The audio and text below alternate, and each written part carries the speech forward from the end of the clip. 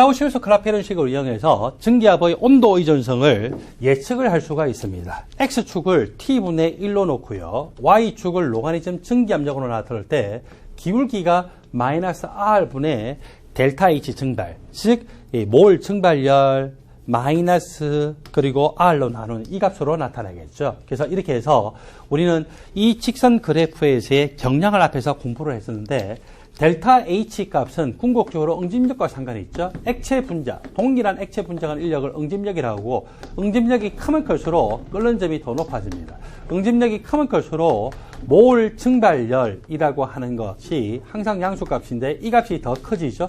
이 값이 더 커지면은 기울기가 분명히 음의 기울기인데 기울기의 절대값 자체가 어떻게 됩니까? 기울기의 절대값 자체가 더 커지겠죠. 그래서 이 그래프상에서 나타나 있는 물질을 봤을 때 A보다 B가 기울기의 절대값이 크고 B보다 C가 기울기의 절대값이 크고 C보다 D가 기울기의 절대값이 크죠.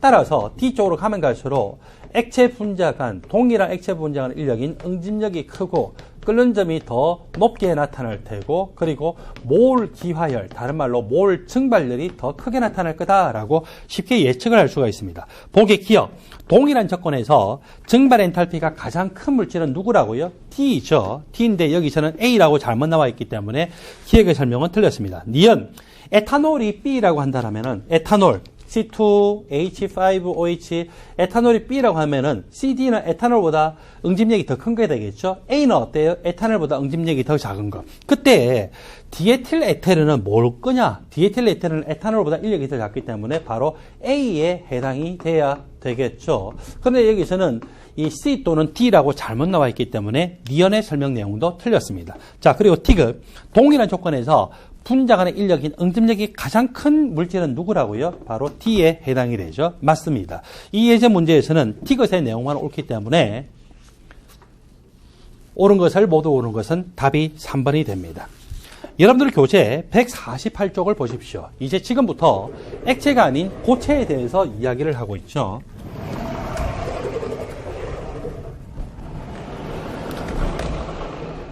고체가 되면은 기본적으로 운동성이 없어요. 한 입자가 자기 주위에 있는 모든 입자들과 3차원적으로 강한 인력이 작용하고 있습니다. 그리고 그렇게 3차원적으로 강한 인력이 작용하고 있는데 특히 입자들의 배열이 굉장히 질서정연한 구조를 가지고 있을 때 그걸 우리가 결정성 고체라고 하고 입자들의 배열이 불규칙적으로 나타나 있을 때 그것을 비결정성 고체라고 합니다. 결정성 고체를 줄여서 두 글자로 결정이라고 하죠. 비결정성 고체를 줄여서 비결정이라고 표현을 합니다. 자, 결정이라고 하면은요, 3차원적으로 규칙적이고 반복적인 배열 구조를 가지고 있는 상태예요. 비결정이라고 하면은 어디를 보더라도 반복되는 구조가 나타나지 않고 불규칙적으로 나타나 있는 구조이죠. 동그라미 1번의 내용을 먼저 보면은 100% 완전 결정은 존재할 수가 없어요. 왜냐하면 항상 어떤 디펙트가 있기 마련이더라는 거죠. 단지 우리가 고체 결정이다 또는 결정성 고체라 라고 하면은 결정성이 굉장히 높은 고체를 의미할 뿐입니다. 그 다음에 비결정성 고체인 경우도요. 완전히 100% 비결정, 완전히 무질서한 경우는 보통 드물더라. 게다가 약간이나마 결정성, 이 입자들의 배열이 질서정연한 그 거동을 약간 보이는 것 같은 느낌이 들더라는 거죠. 자, 이 내용은 그냥 참고적으로 보고 넘어가십시오. 결정성 고체나 비결정성 고체를요, 용융을 시켜가지고 액체로 만들었어요. 자, 액체로 만들고 난 다음에 어떤 속도로 냉각시키냐에 따라서 결정성 고체와 비결정성 고체로 완전히 분리되어서 나타나는 걸 볼 수가 있죠. 그때 빨리 냉각을 시키면은 비결정성 고체가 얻어지고요. 천천히 냉각을 시키면은 결정성 고체가 얻어집니다. 마치 뭐하고 비슷하냐면은 초등학교 고학년이나 중학교 저학년인 남학생들은 굉장히 활동성이 높잖아요. 그 학생들이 쉬는 시간에 그 10분밖에 안 되는 시간에 학교 운동장에 나가서 친구들하고 야구를 한판 하고 들어와요. 우리같이 나이가 든 사람들은 그 시간이면은 화장실 갔다 오기도 모자라는 시간, 어슬렁어슬렁 그렇게 다닐 텐데 정말 액티브하죠.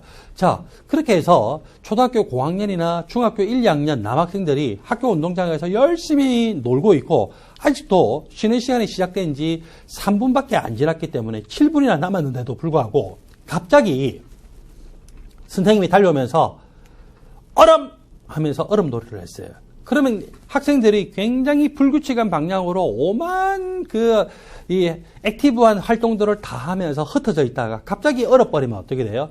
학생들의 배열이 지금 질서정연할까요? 무질서할까요? 굉장히 무질서하겠죠. 그래서 갑자기 냉각을 시켰다는 것은 갑자기 그 활동성이 있는 분자들한테 운동 에너지를 빼앗아가서 더 이상 움직일 수 없게 만든 거거든요. 그렇게 되면 무질서하게 될 수밖에 없어요. 그런데 학생들한테 충분히 시간적인 여유를 주면서 3분 뒤에 종이 칠 테니까 좋은 말 할 때 3분 뒤에 자기 자리로 돌아가세요 라고 하면은 학생들은 3분이 지나기 전에 한 2분 또는 2분 30초, 2분 40초 지날 때까지 학생들은 여유롭게 어때요?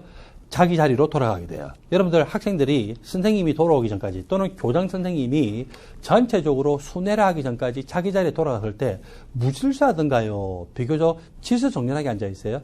질서정연하게 앉아있죠. 그러니까 천천히 냉각을 시켰다는 것은 그 입자로부터 운동 에너지를 빼앗는데 운동 에너지를 이 천천히 빼앗는 거예요. 그때 입자들은 가능한 한 어떤 배열로 가게 되냐면은 인력은 최대화되고 반발력은 최소화가 되는 가장 안정한 배열로 가게 되고 그 배열 구조가 바로 질서정연한 구조인 결정 구조거든요. 그래서 액체 상태, 용융 상태에서 빠르게 시간적인 여유를 주지 않고 온도를 낮춰버려가지고 운동 에너지를 빼앗으면은 마치 액체처럼 불규칙한 배열 상태인 비결정 송고체가 되고 천천히 냉각을 시키면은 입자들 간에 충분히 거리가 가까우면서 또 입자들 간에 너무 거리가 가깝지 않도록 적당하게 질서정연한 배열인 결정구조를 이루더라는 거죠.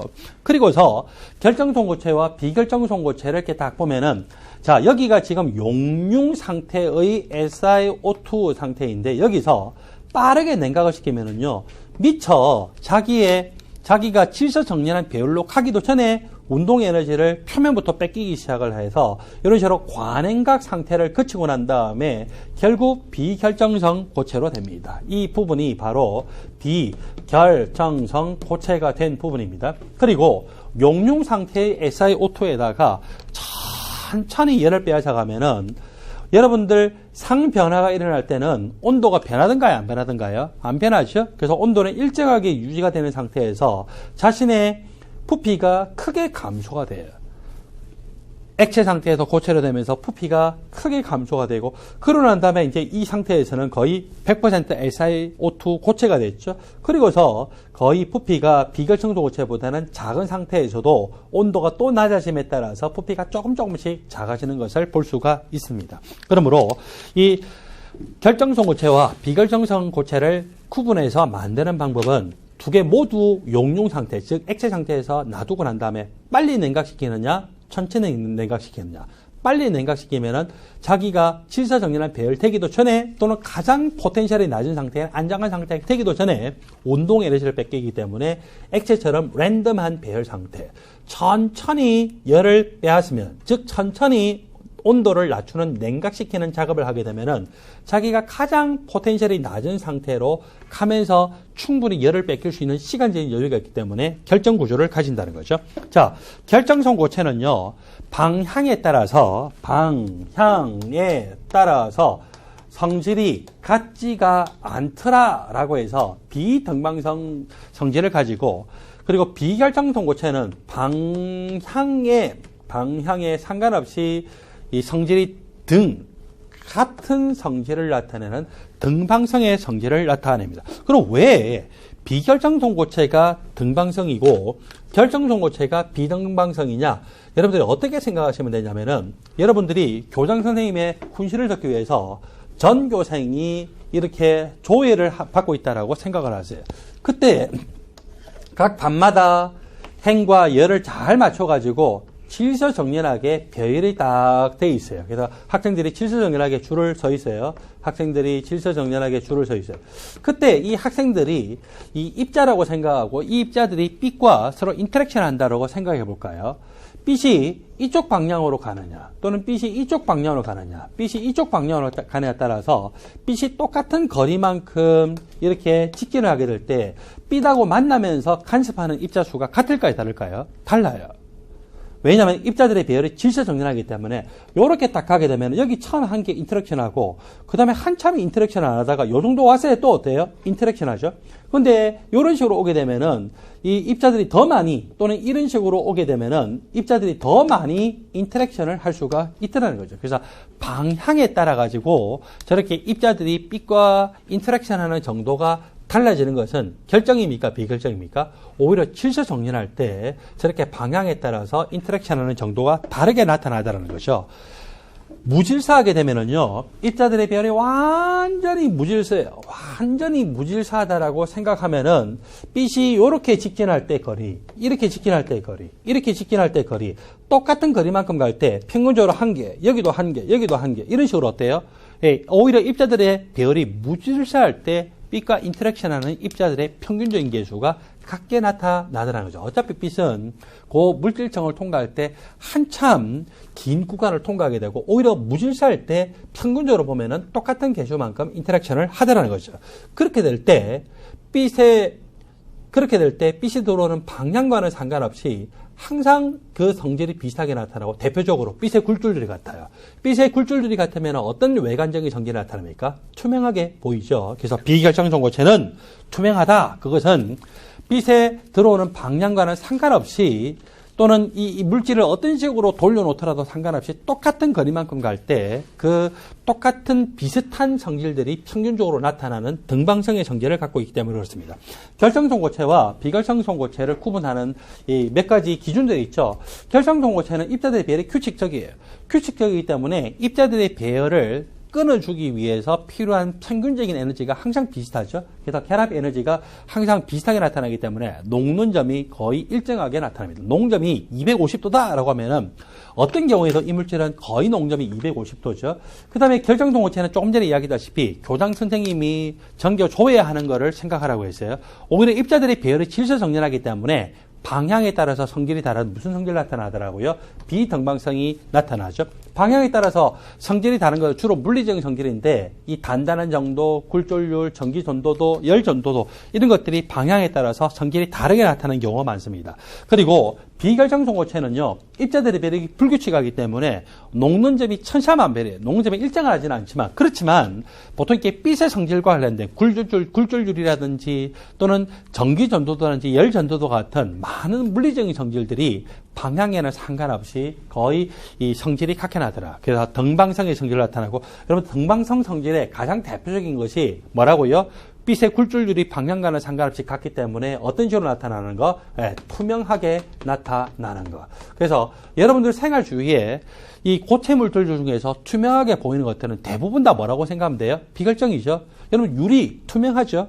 그러니까 유리를 구성하고 있는 Si, 규소와 산소의 배열이 어떻다고요? 불투명하죠. 그리고 여러분들이 그 배열이 불규칙적입니다. 그리고 여러분들 집에 냉장고가 있고 냉장고의 문을 열면은 그 냉장고 안에 뭐가 많아요? 예, 이런저런 그릇들이 많잖아요. 그래서 플라스틱 그릇들 중에서도 비교적 투명한 그릇이 있고 약간 투명한 그릇이 있고 그리고 불투명한 그릇이 있고 아주 불투명한 플라스틱 그릇들이 있는데 불투명할수록 그 플라스틱 입자들의 배열이 어떻다고요? 질서정연해요. 그 다음에 투명하면 투명할수록 그 플라스틱의 입자 배열이 어떻다고요?